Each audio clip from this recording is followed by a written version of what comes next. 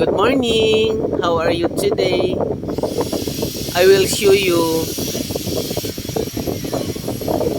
a little or a small equipment that helps me a lot. And this is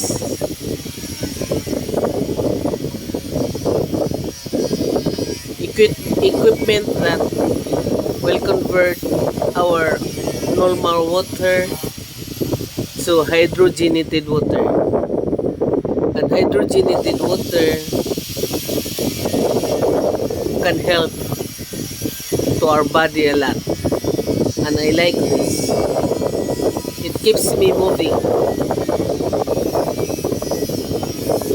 I use distilled water, then hydrogenate it with this small machine. It makes me energetic, a little bit energetic. Thank you for this discovery.